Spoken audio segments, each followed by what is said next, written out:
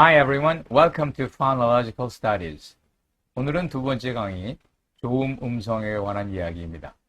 조음 음성학은 음이 어떻게 만들어지는지를 살펴보는 것입니다. 언어음은 공기를 이용합니다. 공기가 없으면 언어음이 만들어지지 않습니다. 물속에서 말하기 어려운 것처럼 공기의 흐름이 없이는 소리를 만들어내지 못하기 때문입니다. 그러므로 공기를 움직이는 기관, 또 공기의 떨림과 마찰을 더하는 기관, 그리고 마지막에 발음을 만들어내는 기관, 이 세 가지가 조음음성학의 연구 대상입니다. 여기서 자음과 모음을 나누어서 이번에는 자음의 조음음성학에 대해서 얘기를 하고 다음번에 모음에 대한 이야기를 하고자 합니다. 자음에 대한 포스팅이 아무래도 모음보다 길어질 가능성이 있습니다. 앞서 소개한 것처럼 자음을 발음하는 데는 세 가지, three basic components가 있는데요. initiation에서는 공기를 흐르게 하고, phonation, 성대를 말합니다. 여기서는 공기가 유성음, 무성음으로 변하고, articulation, 발음부에서는 소리를 구별해내는 것입니다. 발동부는 대체로 허파와 기관지, 발성부는 성대를 중심으로 한 이야기이고요. 그리고 발음부는 혀를 중심으로 한 구강을 의미합니다. 그런데 이들 모두는 사실상 발음만을 위해서 존재하는 것은 아닙니다. 허파는 생명유지 장치이며 성대는 직립보행과 허파 보호를 위한 도구이며 구강은 음식을 받아들이는 일차적인 역할이 있는데 인간의 언어는 이러한 일차적인 역할을 하는 신체기관에 부가하여 존재하는 것입니다. 먼저 발동부를 살펴봅니다. 발동부란 공기를 움직이게 하는 것으로서 당연히 허파가 되겠지만은 성문이나 또 입안도 공기를 움직이게 할 수 있습니다. 영어에서는 허파에서 나오는 공기, 허파의 공기, pulmonic air를 씁니다. 또 공기의 흐름, airflow direction은 들어가기도 하고 나오기도 하죠. 그래서 나가는 것을 egressive air, 들어가는 것을 ingressive air라고 말합니다. 이렇게 발동기관 세 가지, 공기 흐름 두 가지, 이것을 합해서 하나의 도표로 만들어 보면 이와 같은 모습이 나오지요. 여기서 pulmonic egressive air가 허파에서 나가는 공기입니다. 이것이 가장 많이 쓰는 것입니다. 하지만 이것 이외에도 인간의 언어에서 사용하는 부분이 있기는 합니다. 다행히 영어와 한국어는 pulmonic egressive air만을 씁니다. 그런데 이런 소리를 한번 낼 수가 있을지 모르겠습니다. 입안이 매울 때, 매운 걸 먹었을 때 이렇게 숨을 들여쉬게 되는데 잘 생각해 보시면 S를 발음하는 형태의 혀의 위치에서 공기가 허파로 들어가는 경우에 나오는 소리입니다. 물론 이것은 인간의 언어음은 아닙니다만은 인간의 언어음에 velaric ingressive air 이러한 소리가 쓰이기도 합니다. 뭐 예를 들어 가지고 이렇게 혀찬 소리나 이렇게 또 혀 옆을 이용하는 소리, 그리고 느낌표로 표시되는 이런 소리가 실제로 글로사라는 언어에서 사용되기도 하고 여기에 velaric egressive air로서 ejective 사운드가 쓰이기도 하지만 일단 영어나 한국어는 pulmonic egressive air만을 사용하기 때문에 다른 고민을 하지 않으셔도 될 것입니다. 이렇게 허파에서 나오는 공기는 성대를 지나가면서 후두부를 지나가면서 공기의 질이 달라집니다. 성대가 완전히 닫혀 있으면 물론 공기가 흐를 수 없습니다. 하지만 적당히 닫혀 있으면 공기가 지나가면서 떨리게 되는데 그 원리는 비교적 간단합니다. 비닐 두 장을 잘 조정해서 후 불어보거나 이때 삐리리 소리가 나지요. 또 여러분 중에는 어렸을 때 풀피리나 버들피리를 불어본 사람이 있다면 쉽게 이해를 할 것입니다. 간격이 너무 벌어져도 소리가 안 나고 너무 붙어도 소리가 안 나고 적당히 붙어있는 상황이 연출되면 그 사이로 뿌르르 하면서 떨리는 공기가 나가는 것을 볼 수 있습니다. 이걸 좀 더 자세히 보자면 이게 성대의 모습입니다. 성대에서 성대가 열려 있다가 밑이 닫히면서 여기서 압력이 올라오면서 뻥 하고 터지고 이렇게 해서 뻥 하고 터지고 뻥 하고 터지고 이러한 형태로 성대가 열렸다 닫혔다 합니다. 이렇게 진동을 하게 되면 진동음이 나는데 전기면도기를 틀었을 때 나는 소리에 비유할 수 있습니다. 하지만 전기면도기는 실제 성대 소리보다 매우 낮습니다. 전기면도기의 떨림은 100회가 안 되는데 1초에 사람의 성대인 경우 남자는 100에서 200회, 여성의 경우는 200에서 250회, 그리고 심지어 어린아이의 경우는 300회에 이릅니다. 성대가 적게 떨리면 낮은 소리가 나고 많이 떨리면 높은 소리가 납니다. 여기서 1초에 몇 번 진동하는가를 계산하는 단위를 헤르츠라고 합니다. 19세기 독일의 요절한 천재 물리학자 하인리히 루돌프 헤르츠라는 사람의 이름을 따서 만들었으며 HG 이렇게 이걸로 약을 했습니다. 1초에 성대가 몇 번 떨리는가 이런 얘기죠. 성대를 위에서 보면 이러한 모습입니다. 이 부분이 이제 우리가 이 목 앞에 튀어나오는 에람세아플이라고 하는데요. 이 부분이 이제 성대를 보호하는 갑상연골입니다. 갑상연골 안에 이렇게 성대가 들어져 있고 이 성대는 이 뼈, 못불연골이라고 하는 뼈에 붙어 있습니다. 이 못불연골 또는 피열연골이라고 하는데 아리트노이드 캐럴리지를 한국말로 번역한 건데요. 생긴 게 마른 모의 뿔같이 생겼으니까 못불연골이란 말이 훨씬 더 나은 것 같아요. 이 못불연골이 어디에 붙어 있느냐? 이 뒤에 동그란 그러한 연골에 붙어 있는데 크리코이드 카럴리지라고 하는데 이거는 반지 모양이다. 그래서 뭐 동그랗다, 윤상이다, 환상이다, 윤상연골, 환상연골 이렇게 부르는데 제가 보기에는 반지연골로 하는 그 이름이 제일 예쁜 것 같아요. 실제로 많은 사람이 그렇게 사용을 하고요. 이 부분이 상당히 중요한 부분입니다. 이 부분을 좀 더 자세히 들여다보면 이렇게 되어져 있죠. 못불연골이 밑에 있는 반지연골에 붙어 있는데 이 붙어 있는 이 부분에 두 쌍의 근육이 있습니다. 반지 못불근이라고 하기도 하고 윤상 피열근이라고도 하기도 하는데 하나는 옆에 측면에 있고 하나는 후면에 있습니다. 그래서 측면에 있는 것을 lateral cricoarytenoid muscle이라고 하고 또 후면에 있는 것을 posterior cricoarytenoid muscle이라고 하는데 이 두 개의 근육상이 움직여가면서 성대를 조정해서 여러 가지 성대의 서로 다른 소리를 만들어냅니다. 성대가 만들어내는 공기의 질은 일단 두 가지가 기본적입니다. 하나는 성대가 열려서 이 사이로 공기가 지나가면서 일정한 압력을 가진 공기가 나가는 거예요. 그게 무성음이고요. 유성음은 성대가 닫혀서 떨리면서 나갈 때는 압력이 강하고 그 뒤는 압력이 약하고 그래서 플러스 마이너스가 이렇게 반복되는 압력에 관해서 그런 유성음, 떨리는 공기가 나가게 됩니다. 또 살짝만 열어서 소리를 내면 아가 아니라 하 이렇게 이런 유기음, aspiration을 만들어낼 수도 있고요. 또 성문 파열음을 만들어낼 수 있습니다. 이 성문 파열음은 만약에 이런 말 했을 때 아로 시작하는데 아의 앞에 성대가 닫혀 있고 아의 뒤에 성대가 닫혀서 이런 느낌을 만들어낼 수 있지 않습니까? 이와 같은 것을 글로탈 스탑, 성문 파열음이라고 합니다. 이렇게 유기음과 성문 파열음은 영어의 기본음은 아니지만은 그래도 영어의 변이음을 만드는 역할을 합니다. 또 참고로 whispering, 속삭이는 것은 성대가 밑에만 열려서 여러분 안녕하십니까 이렇게 얘기할 때처럼 모든 소리가 다 무성음으로 날 수 있도록 하고 또 어떤 경우에는 너무나 힘이 없는 중환자나 이런 사람이 무슨 말을 할 때 중얼거린다 그러죠. murmuring 사운드가 나는데 이 성대가 불규칙적인 상태로 모든 소리가 유성음이 나는 그런 형태가 있지만 제일 중요한 것은 무성음인가 유성음인가 이 발성부에서는 이 두 가지가 중요한 내용입니다. 성대를 통과하면서 만들어진 두 종류의 공기의 흐름인 유성음과 무성음이 성대 윗부분 supralaryngeal part인 입안에서 구강기관의 조작으로 여러 가지 소리로 갈라지게 됩니다. 그 중에 가장 중요한 역할을 하는 것이 혀입니다. 모국어를 영어로 mother tongue이라고 할 만큼 언어 이꼬르 tongue, 즉 혀로 인식이 됐습니다. 그 정도로 혀는 소리 현상에서 가장 중요한 부분입니다. 우리말로도 말재간을 부리는 것을 새치의 혀를 놀린다 이렇게 표현하는 걸 보니 발음에 있어서 혀의 역할은 가히 절대적이라고 할 수 있습니다.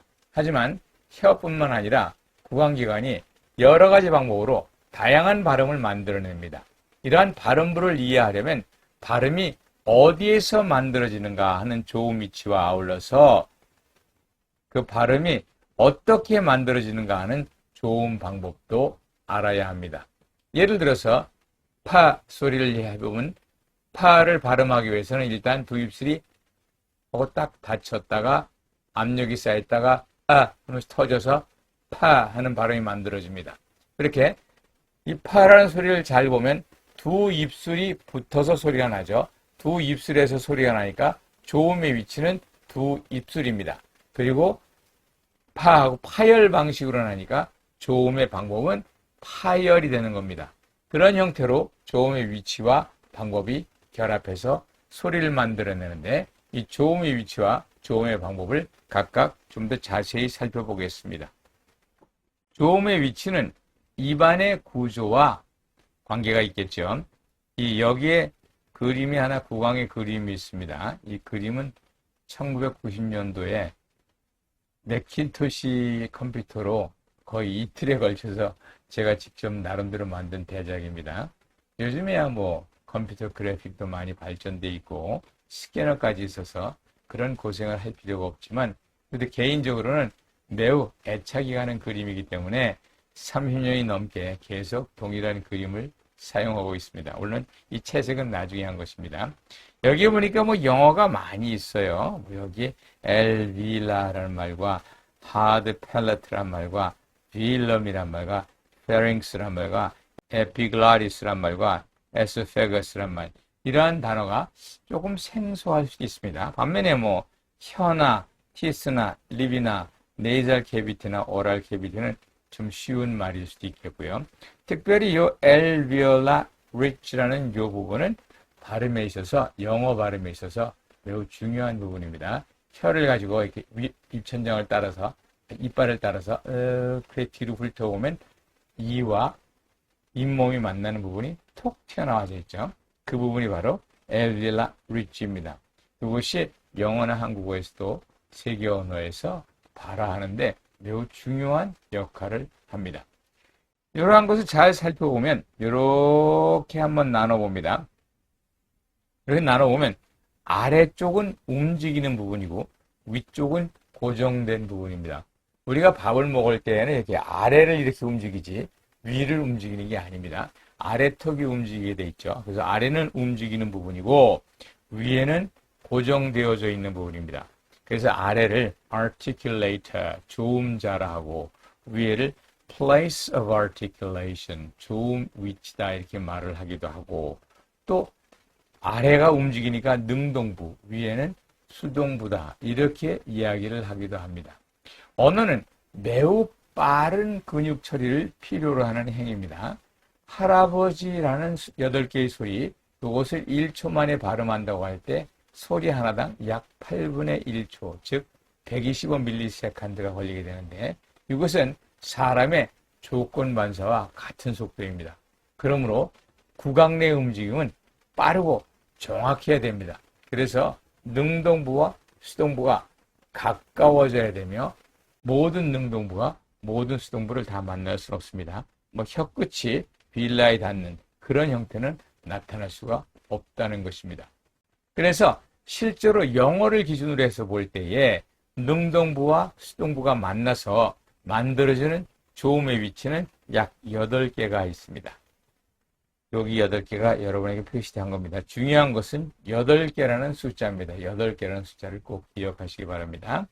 아랫입술과 윗입술이 만나면 두 입술이 만났다 그래서 바이, 둘, 랩, 입술, 그래서 바이레비얼 사운드, 양순음이다 이렇게 얘기를 하고요. 아랫입술과 윗이가 만나게 되면 입술과 이가 만났다 그래서 레이비오 덴탈, 순치, 입술과 이가 만났다 이런 뜻이고요. 탕팁이 혀끝이 upper front teeth로 가면은 즉 치와 치간 사이로 나오면 interdental 사운드라 그래서 영어에만 있는 사, 자 이런 특별한 발음이 만들어집니다. 또 아까 중요하다고 얘기한 엘비라 리치에 만나면 타, 더, 사, 자, 라, 나 이런 소리가 만들어집니다. 제일 많지요. 이 위치에서 만들어지는 소리가. 또 탕팁이 하드 팰레트와 만나면 차, 자, 샤, 이런 소리가 나오게 됩니다. 그 다음에 탕의 앞쪽, 팁은 아니지만 앞쪽, 블레이드라고 하죠. 탕 블레이드가 하드 팰레트와 만나서 팰레트 사운드인 이야 소리를 만들어내게 되고요. 뭐 Y로 표시를 하는 것이 일반적인데 IPA를 따르는 사람들이 이렇게 J, 독일어식의 J를 표기하기도 합니다. 또 탕백이 소프트 펠렛과 만나서 빌라 사운드를 하는데 가 연국의 음이죠. 이렇게 말을 하고요. 보컬 코드가 만나서 이렇게 벌어질 때 그때 나는 소리 H, 그것을 성문음이라고 합니다. 바일레이비알이란 말을 줄여서 BL, 레이비어 덴탈을 LD, 인터덴탈을 ID, 엘비올라를 AL, 엘비어 펠라다를 AP, 펠라타를 PT, 빌라를 VL, 글로타를 GT 이렇게 두 글자로 쓰는 것은 편의상 이렇게 해놓는 것입니다. 특별히 논란이 되는 것 가운데 하나가 H 발음인데요. 이게 H가 글로탈 사운드냐, 프렌지얼 사운드냐, 뭐 이걸 놓고 논란이 되는데,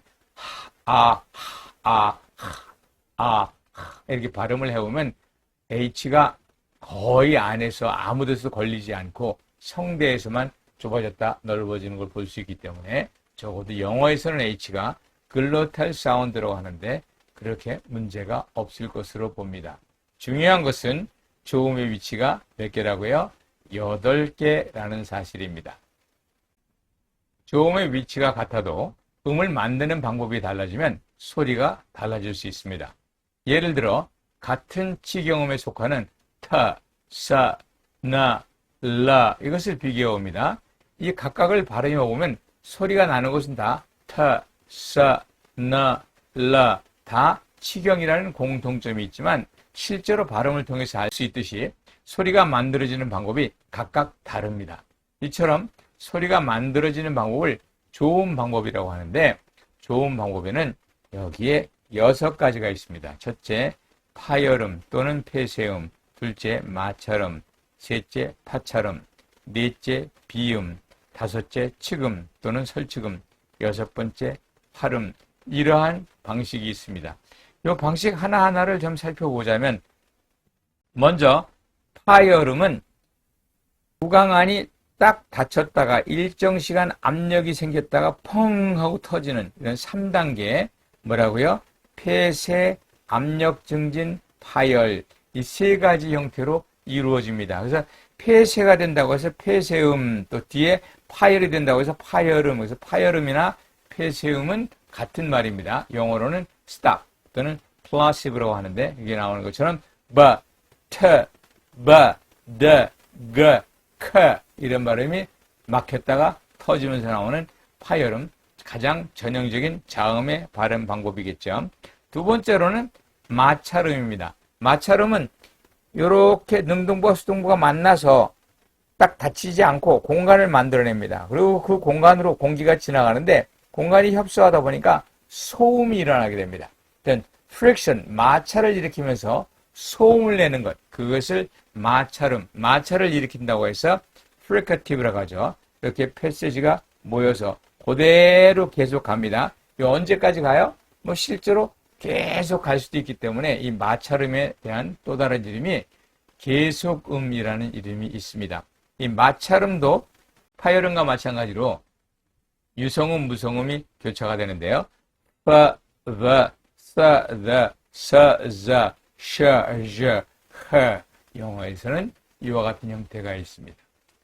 세 번째로는 파열음과 마찰음을 합한 것 같은 소리. 그래서 이름도 파열음의 파와 마찰음의 차를 합해서 파찰음이라고 하고 affricate라고 부릅니다. 이거는 앞부분에서 딱 두 개가 맞춰서 압력이 생기는 것까지 여기까지는 스탑 사운드와 같은 형태로 발음이 되는데 펑 안 터지고 프리카티브 사운드를 만들 때처럼 그렇게 조그만 공간을 만들어서 프릭션이 일어나는 그래서 뒷부분은 여기는 스탑 같고 뒷부분은 프리카티브 같은 이런 두 개의 소리가 만난 것을 파찰음이라고 합니다. 하지만 그렇다고 해서 파찰음이 두 개의 소리라는 말은 아닙니다. 예를 들어서 캐시업과 케첩을 비교해서 발음해보면 터셔를 연달아 발음하는 것과 철을 발음하는 것이 같지 않다는 것을 알 수 있습니다. 그래서 사람들은 이렇게 처, 저 두 글자로 나타내는 것이 두 개의 소리의 합인 것처럼 오해를 받을 수 있다 해서 이런 식의 C에다가 체크 표시, J에다가 체크 표시란 한 글자로 표기할 것을 제안하기도 합니다. 두 번째로는 나머지 세 가지 방법을 보기 전에 먼저 이렇게 지금까지 배웠던 파열음, 마찰음, 파찰음은 유성음과 무성음이 같이 있습니다. 그래서 H를 제외하고는 다 유무성이 있고 H는 유성음이 없죠. 무성음이 우선인 소리가 요 세 가지다. 그래서 무성음이 우선이고 진짜 자음이다. 그래서 순정자음. 그리고 저해음. 막히든지 프릭션이 일어나든지 어떤 장애가 일어난다 그래서 저해음, obstruents라고 부릅니다. 요 세 가지를 묶어서 다시 부르는 말이 obstruents 또는 true consonant입니다. 그 나머지 요 밑에 거 세 개를 합해서 공명음, sonorant라고 합니다. 이 세 가지 소리는 모두가 다 유성음입니다. 그러니까 이게 진짜, 위가 진짜 자음이고 요거는 유성음이니까 좀 뭔가 모음성이 있는 내지는 자음성이 덜한 그런 소리라고 말을 할 수가 있겠습니다. 먼저 비음을 보면요. 비음, 한 소리는 무성음을 낼 수가 없습니다. 물론 무성 비음이 있는 언어도 있기는 있습니다. 하는 소리는 입 안에서는 폐쇄가 일어나는데 그렇다고 공기가 막히는 것이 아니라 코를 통해서 흘러나가는 그래서 비음, nasal sound라 이렇게 이야기를 합니다. 묘하게도 M은 bilabial, N은 alveolar, 은 vil라입니다. 바로 이 세 군데가 영어에서 p, t, k의 stop 사운드가 일어나는 위치입니다. 그래서 stop 사운드가 일어나는 곳에 nasal 사운드가 일어나서 이 비음의 다른 이름이 nasal stop이라고 부르기도 한다는 것도 기억을 해두어야 됩니다. 두 번째로는 설측음입니다. L을 발음하면 혀끝은 엘비올라에 닿지만 그렇다고 통로가 막히는 것이 아니라 혀의 옆으로, 혀의 양옆이나 한쪽 면으로 공기가 흘러가는 것을 볼 수 있습니다. L을 발음하는 것처럼 하고 공기를 빨아들이면 이렇게 빨아들이면 혀의 옆이 시원해지는데 바로 그 지점이 열려져 있는 지점이다. 이런 것을 알 수 있습니다. 영어에는 설측음이 L 하나밖에 없습니다. 음을 분류하는 방법으로는 매우 비경제적인 방법이다. 이런 생각이 들 수 있습니다. 하지만 어떤 언어든지 이 L을 들여다보면 매우 특이하게 작용을 합니다. 폴란드의 초대 대통령 바우엔사 영어로 이렇게 써놓고 바우엔사라고 읽는다든지 L을 우처럼 읽는다든지 또 우리말로도 뭐 눈으로 머리로 발로 하는 말을 들으면 혹시라도 로를 붙일 때에는 머리로 손으로 이렇게 머리로 몸으로 끝나면 로 손처럼 자음으로 끝나면 으로가 붙는데 발은 발로가 돼서 마치 리을이 모음처럼 행동하지 않습니까? 이렇게 영어에서도 L이 좀 특이하게 행동하는 경우가 많은데 특별히 무슨 L이 우처럼 들려서 이것은 뭐 다크L이라고 하는 현상이 있다는 것을 이제 알게 될 것입니다. 예, 마지막으로 글라이드, 활음을 살펴봅니다. 활음이란 미끄러진다, 글라이드한다. 한 곳에서 다른 곳으로 미끄러져 간다. 한 좋은 위치에서 다른 좋은 위치로 글라이딩 하면서 또는 전이 되면서 발음이 된다는 의미입니다. 그렇기 때문에 좋은 위치가 고정이 되어 있다기보다는 이렇게 미끄러져 가는 그러한 형태가 되는 것을 볼 수 있고요. 한 곳에 시작해서 뒤로 이렇게 연결되는데 R 한번 발음해 볼까요? R, R 하고 발음하면 R 혀끝이 점점 말려 들어가죠. 그래서 이 R을 권설음, retroflex, 뒤로 말린다, 혀가 뒤로 말린다 라는 그런 의미로 권설음이라고 부르기도 합니다. 이 R 이외에도 윈도우의 우와 혹은 EST의 ES의 E의 이런 표현은 다 흘러가면서 한 곳에서 다른 곳으로 미끄러져 가면서 소리가 나게 됩니다. 특별히 요 설치금과 활음 요것을 묶어서 여러 가지 이름이 있습니다. 우리가 다 알다시피 R, W, 이어가 이것이 다 글라이드 사운드였습니다. 그런데 L과 R을 묶어서 리퀴드라 부르기도 하고 Y와 W만 묶어서 반모음이라 부르기도 하고 여러 가지 형태의 조합이 일어나는 것을 볼 수 있습니다. 예, 이렇게 서로 다른 이름이 있습니다. 번설음, 리트로플렉스는 조금 전에 설명했지요. 요것은 권설음, 요것은 레터럴. 이 두 개를 합하면 리퀴드 이렇게 되고요. 그 다음에 요 전체가 글라이드였는데 특별히 요 두 개만 묶어서 뭐라고 말하느냐? 반모음 또는 반자음이다. 이렇게 이야기를 합니다. 지금까지 논의를 다 이제 하나의 표로 담아놓은 것, 그것을 자음도표라고 합니다. 자음도표는 발동부에서 발성부를 거쳐 발음부에 이르는 어떤 그 소리를 다 모아서 하나의 표로 만든 것입니다. 그러나 발동부에서는 거의 포마닉 이그레시브 에어만 나가기 때문에 주로 성대에서 유성음인가 무성음인가 그리고 어떠한 조음의 위치와 조음 방법으로 이루어지는가 이렇게 주로 나누어집니다. 먼저 위쪽에는 뭐가 있느냐? 조음의 위치가 있습니다. 조음의 위치가 몇 개라고 했죠? 8개라고 이야기했습니다. 기억하십니까?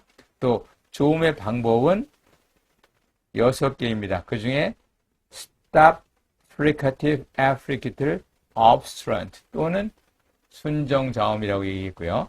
nasal, lateral, glide를 합해서 sonorant라고 이야기를 했습니다. 그래서 이렇게 8개의 조음 위치와 6개의 조음 방법이 결합을 한 이 칸에 실제로 영어에서 쓰는 음들을 배치시켜 보았습니다. 사실은 이 보라색 칸, 요 칸 안에 있는 것만인 자음도표입니다만은 제가 앞으로 여러 가지 공부를 하고 또 편의를 위해서 이 위에다가 몇 가지를 덧붙여 놓았습니다. 바일레이비알, 레비오덴탈을 묶어서 레이비알이라고 하고요. 인터덴탈과 엘비알을 묶어서 덴탈, 엘비오 필라탈과 필라탈을 묶어서 필라탈, 윌라와 글로탈을 묶어서 노살이라고 이렇게 전체가 8개인데 둘씩 묶어서 4개로 나눌 수도 있고 또 특별히 덴탈과 필라탈을 묶어서 코로날, 설정음, 혀가 높아진다. 이 설정음이라고 부르는 것도 매우 중요한 개념이기 때문에 첫 시간에 자음의 도표를 보면서 이 자음의 도표가 자음의 특징과 연결되니까 그런 특징을 기술하는 용어인 이런 그 레이비얼, 덴탈, 필라탈, 도살, 코로날 그리고 이쪽에 obstruent, sonorant 이런 말들은 기억을 해둘 수 있었으면 좋겠습니다. 여기에서 이제 특별히 생각해 보아야 될 것이 저는 분명히 이것이 8개라고 이야기를 했습니다. 8개라고 이야기를 했는데 실제로 어떤 책에서는 8개가 아니라 7개다. 또 어떤 책에서는 9개다. 이렇게 조음의 위치가 다릅니다. 그 달라진 이유는 다 얘 때문입니다. R 때문입니다. R을 여기다 집어넣는 경우가 있는데요. 그럼 이 자리가 비니까 얘를 여기다 집어넣고 그럼 이 자리가 비니까 없어져서 전체가 7개가 되고요. 또 어떤 경우에는 요 사이에다가 R을 집어넣어가지고 R만 따로 빼서 R을 리트로플렉스라고 해서 여기다 조음의 위치를 리트로플렉스를 해서 넣는 경우가 생깁니다. 그렇게 되면 9개가 되지요. 그렇지만 리트로플렉스는 조음의 위치라기보다는 조음 방법에 해당합니다. 그리고 리트로플렉스를 따로 빼야 하는 그런 이유가 전혀 없습니다. 그래서 이렇게 8개는 2 곱하기 2, 즉 2의 3승으로 만들어지는 2분법으로 만들어지는 이 8개가 가장 자연스러운 조음의 위치이므로 이 8가지를 꼭 기억을 해 두어야 할 것입니다. 자음도표에서 지금까지 언급하지 않은 소리가 나옵니다. 이 퀘스천 마크가 꼬리가 없는 것 같은 이 소리는 글로탈 스탑이라고 하는데 이미 앞서서 성대가 딱 막혔다가 탁 떨어지는 아! 소리가 날 때 그 아 소리의 앞과 뒤에 아! 하고 들어가는 그 소리가 글로탈 스탑이고요. 또 이러한 글로탈 스탑은 영어에서는 실제로 기본음은 아닙니다. 기본음은 아니지만 영어의 변이음을 설명할 때 도움이 되는 것입니다. 이 W는 양쪽에 이렇게 표시가 되어져 있습니다.